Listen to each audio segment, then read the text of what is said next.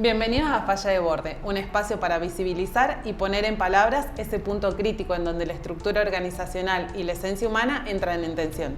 No hablamos de rotura, hablamos de esa sensación incómoda que aparece y nos avisa que algo en lo que venimos siendo y haciendo dejó de ser funcional. Aquí no buscamos optimismo forzado, convocamos un espacio de intercambio como puente entre la eficiencia y la salud, entendidas como un sistema. Bienvenidos a Falla de Borde, llegamos a nuestro tercer episodio. Vos, Ceci, ¿cómo venís llegando? Y vengo llegando más tranquila, más relajada, encontrándome en este espacio que para mí es nuevo, todo lo que tiene que ver con un podcast y la expresión de justamente poner en palabras o nombrar temáticas que vivimos todos los días, ¿no? En el trabajo. Bueno, yo vengo súper entusiasmada, sobre todo con la temática que nos toca hoy, ¿no? Porque venimos trabajando la exigencia y la autoexigencia funcional y disfuncional, pero la venimos trabajando conceptualmente, ¿no? Y no es que la autoexigencia anda por la vida como un concepto teórico dando vueltas dentro de las organizaciones, sino que hay diferentes conductas que podemos ir identificándolas dentro de las organizaciones. Entonces, la invitación en el día de hoy es poder repasar acerca de esta autoexigencia funcional y disfuncional. Funcional quiere decir que esta autoexigencia reconoce de límites, de potencias, y disfuncional es cuando vamos perdiendo ese registro. Y respecto de esto, la idea es poder identificar cómo en conductas concretas se va visibilizando dentro del día a día. Entonces, vamos a preguntarnos, ¿cómo es vivir en la autoexigencia? ¿Qué indicadores tengo que tener en cuenta? ¿Y qué puedo hacer de diferente a la hora de tener que cambiar hábitos? A veces no es que no queremos o no podemos frenar, sino que no nos damos cuenta de que estamos andando a 120 km por hora en el día a día. Entonces, para poder identificar esta autoexigencia, te invito a que hagamos un ejercicio. Toma un lápiz, una lapicera y un papel y hagamos un registro de que si estas conductas se repiten en tu ejercicio profesional, en tu ocupación constantemente. Vamos a comenzar por la primera, la sensación de que nunca alcanza. ¿Lo registrás o no lo registrás? Dificultad para frenar o sentir culpa al descansar. La tercera, estar constantemente pensando en lo que falta aún. La cuarta, sentir que si no hago, pierdo valor, o no soy eficiente, o no estoy produciendo. Y la quinta, irritabilidad o cansancio constante. Y vamos por una última, que es muy característico en la autoexigencia, que es la desconexión con el cuerpo. De todas estas, ¿cuántas se repiten en el día a día? Habiéndote tomado este momento de reflexión, ¿pudiste identificar si estas conductas se repiten en tu vida laboral o en tu vida cotidiana? Y si te diste cuenta que si es así, estás actuando desde la autoexigencia disfuncional. Y esto no solamente se va a poder ver a nivel personal, sino que también se refleja en la organización. Como habíamos dicho en el capítulo anterior, hay culturas organizacionales que se mueven desde este lugar. Y ahí también se pueden identificar diferentes señales. Aquí es importante saber que todo lo que sucede en el plano individual también se traslada al nivel organizacional. Podemos observar señales en las dinámicas de grupo, por ejemplo, la urgencia constante, equipos que se ven siempre ocupados pero no necesariamente son efectivos en el resultado que alcanzan, dificultad para frenar o la reflexión. Y aquí aparece algo interesante para observar. La autoexigencia disfuncional empieza a confundirse con compromiso. Personas que no frenan son vistas como las más comprometidas, cuando muchas veces son las personas más exigidas. Habiendo hablado e identificado estas conductas disfuncionales, quisiéramos compartirte herramientas para autorregulación. Y esta herramienta consiste en incorporar 5 hábitos. No es necesario que tomes los 5 y los incorpores de manera inmediata, sino que podés hacerlo progresivamente.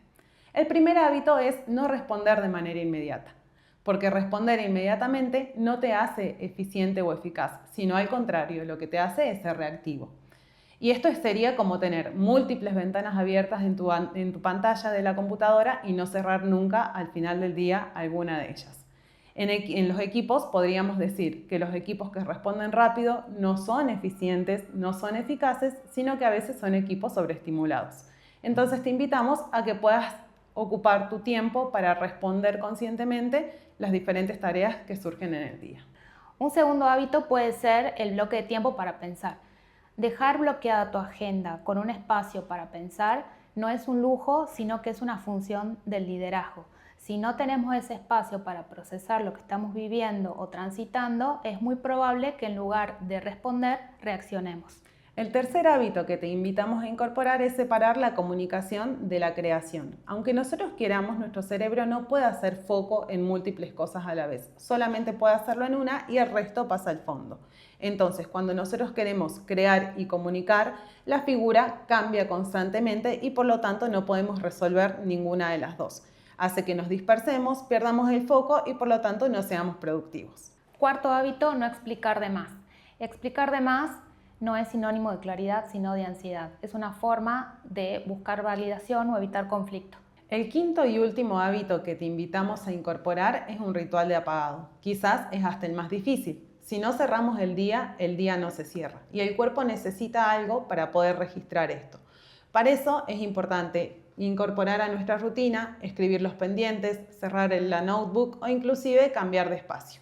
Bien, hasta aquí podemos decir entonces que un liderazgo en una empresa que tenga una predominancia en la autoexigencia disfuncional quizás no tenga todavía trabajado el aspecto del autorregistro con relación al error, que en sí mismo es parte del trabajo del día a día. Un líder que tenga estas características va a transmitir un mensaje claro a su equipo de trabajo, que es el de que en ese entorno y en ese espacio no hay lugar para equivocarse. Una posible consecuencia de esta dinámica de trabajo puede tener un impacto en la seguridad psicológica. ¿Qué significa esto? Que los miembros de un equipo no se van a animar a decir a tiempo cuando algo no está funcionando de la manera que se espera.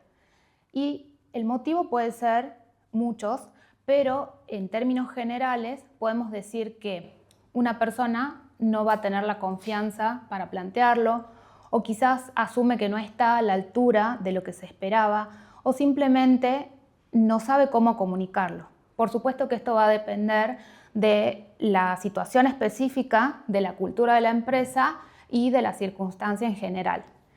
Aquí también es importante empezar a observar y a detectar esta tensión o esta fricción que se presenta entre lo que se planifica en el día a día, el rol de la persona, la tarea y el comportamiento y la capacidad que están teniendo las personas frente a estas circunstancias y en estas dinámicas de trabajo. Entonces, es muy importante empezar a equilibrar ambos aspectos. Y aquí es importante entender que la seguridad psicológica no está relacionada con ser buenos en el día a día del equipo de trabajo, es decir, que no tiene que ver con la intencionalidad que tiene el trabajo en sí mismo, sino que cuando una persona o un integrante del equipo no siente la seguridad de poder plantear, por ejemplo, que no entiende cierto procedimiento o algún aspecto de su tarea por el temor a la mirada del líder, y aquí es donde se puede acentuar la tensión que mencionaba anteriormente entre lo meramente operativo y la capacidad que tiene la persona para poder nombrarlo. La seguridad psicológica, entonces, es la creencia compartida dentro de un equipo de trabajo que una persona no va a ser rechazada, castigada ni humillada por expresar una idea, una pregunta, una inquietud o simplemente asumir un error, porque sabe que ese equipo de trabajo también es el espacio seguro para tal fin.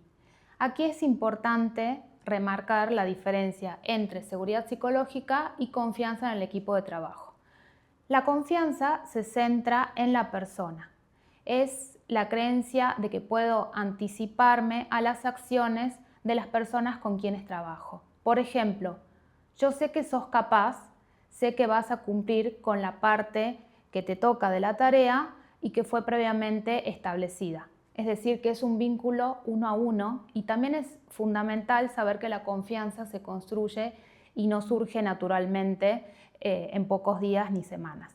Y por otro lado, la seguridad psicológica se centra en el clima del equipo de trabajo. Es decir, que una persona puede sentirse segura de plantear una situación.